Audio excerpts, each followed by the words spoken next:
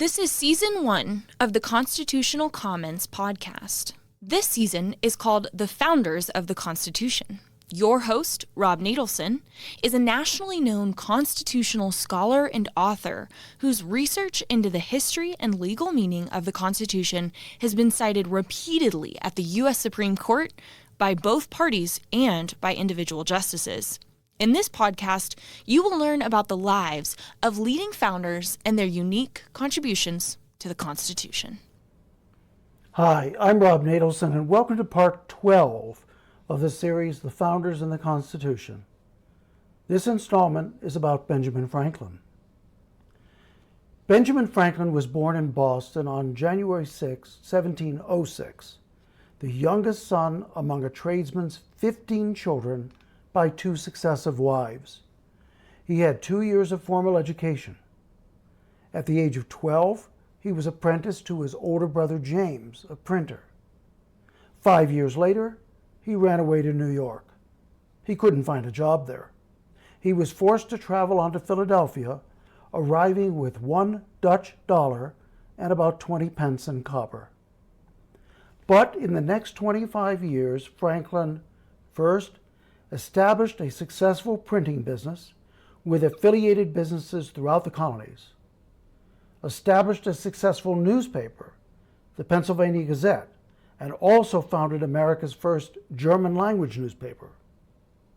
He created a highly popular annual almanac called Poor Richard and composed the first series of political essays in American literature. He taught himself to read, write, and translate German, French, Italian, Spanish, and Latin. He organized America's first public library, a fire department for Philadelphia, the American Philosophical Society, and a militia company.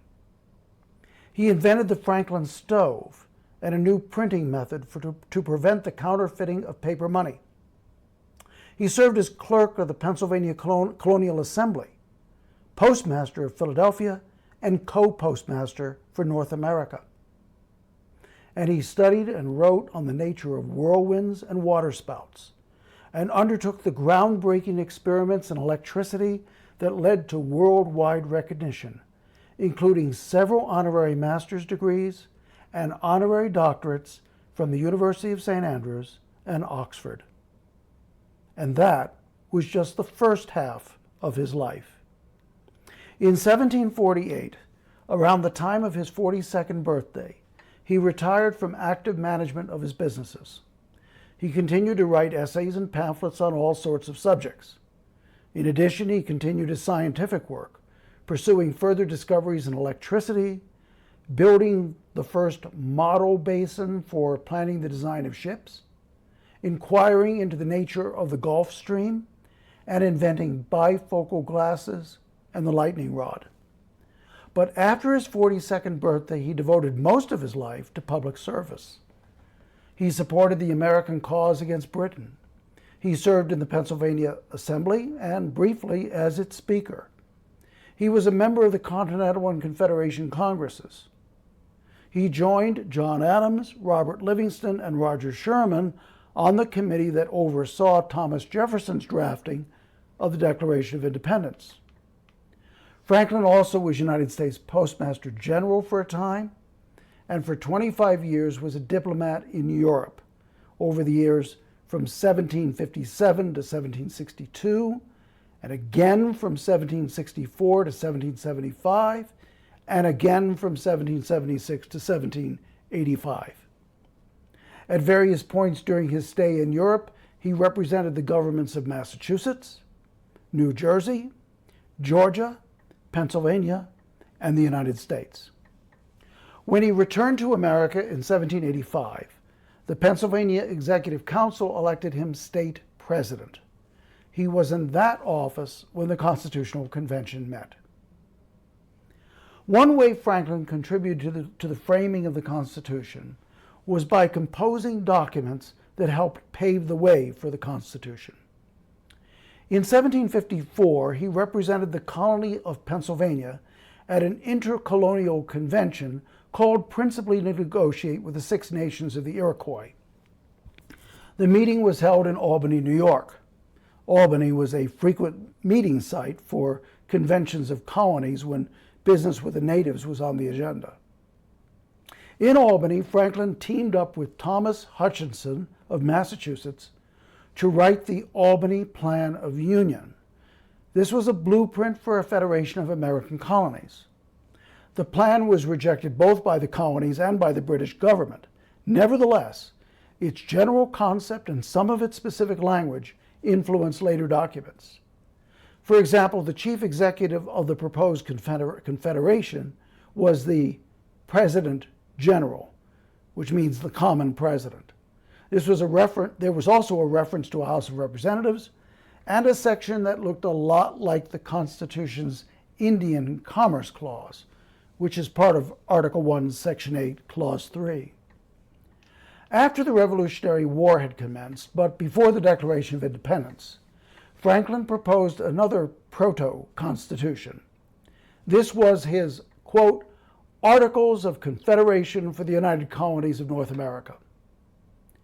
The final Articles of Confederation, which were drafted in 1776 and 1777 and became effective in 1781, the final articles differed from Franklin's draft in many ways, but anyone who compares the two documents can see that the later one owed much to its predecessor.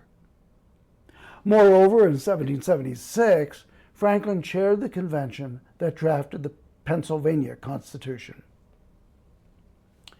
Before independence, the American postal system was an integrated part of the British imperial postal system. As noted earlier, Franklin had served as Postmaster General for the colonies. After independence, he became the Postmaster General for the Continental Congress. Largely due to his influence, the founding generation retained the pre-existing institution rather than creating a new one. My research article, which is entitled Founding Era Socialism, the Original Meaning of the Constitution's Postal Clause, tells the story of the early American post office and of Franklin's role and of the insertion of the Postal Clause into the Constitution.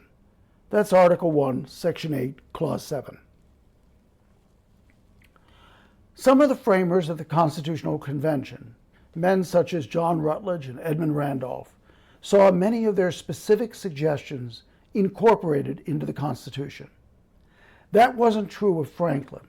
Still, his contributions at the Federal Convention were of central importance.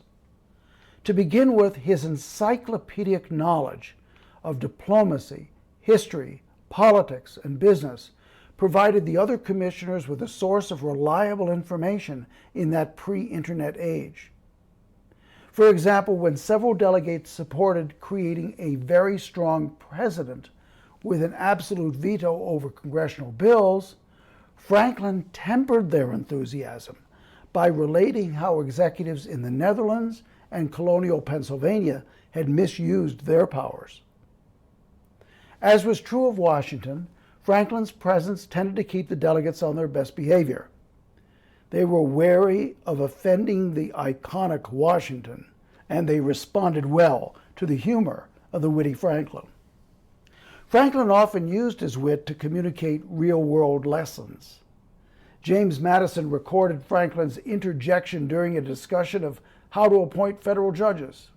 Quote, Dr. Franklin observed that two modes of choosing the judges had been mentioned, to wit, by the legislature and by the executive. He wished such other modes to be suggested. He would mention one which he had understood was practiced in Scotland. Then, in a brief and entertaining manner, he related a Scotch mode, in which the nomination proceeded from the lawyers, who always selected the ablest of the profession in order to get rid of him and share his practice among themselves. End quote. The point was, Franklin added, that the Constitution should be written so that whoever appointed the judges had a personal interest in making the best choice. On June 28, 1787, the delegates were particularly fractious. Franklin, who at one time had been a deist but was now a non-denominational theist, recommended a daily invocation by a local clergyman.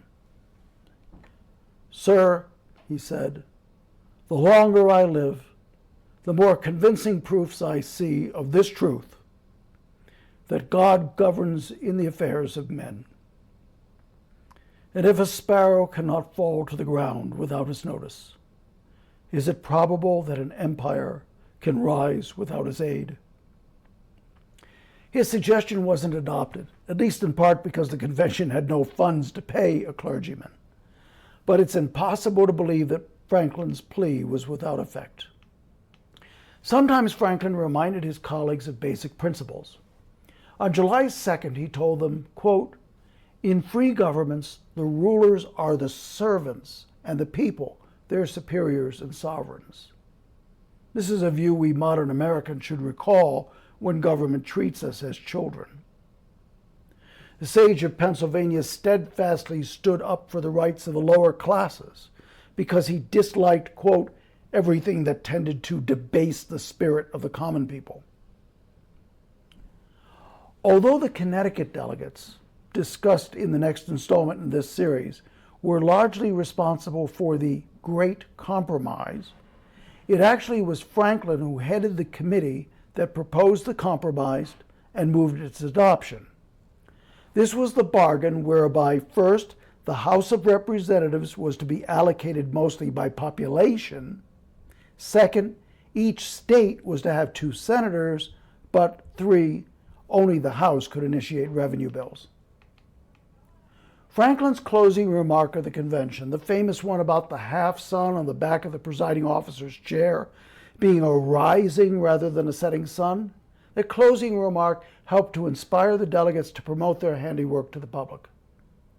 The signatures of Washington and Franklin on the Constitution reassured the voters and the delegates that they elected to the state's ratifying conventions. On September 1, 1730, Franklin had married Deborah Reed. They raised Franklin's illegitimate son, William, as their own. She presented her husband with a boy, Francis, who died when he was 4, and a daughter, Sarah, who lived until 1808. However, Deborah Franklin, unlike Abigail Adams, was afraid of ocean travel, and she refused to accompany her husband when he went on assignment to Europe. This must have ended their marriage for most purposes. Deborah died of a stroke in 1774.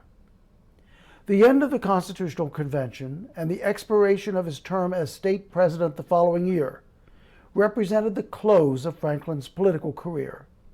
He continued to live in Philadelphia, spending much of his time writing and performing scientific experiments. He died of pleurisy on April 17, 1790, age 84. I'm Rob Natelson, and thanks for listening. Thank you for listening to this episode from the series, The Founders of the Constitution. To make sure you never miss an episode, be sure to like this in your podcast app and subscribe to be notified every time a new episode is released. For more information about the U.S. Constitution and this series, head over to thinkfreedom.org. Thanks for listening.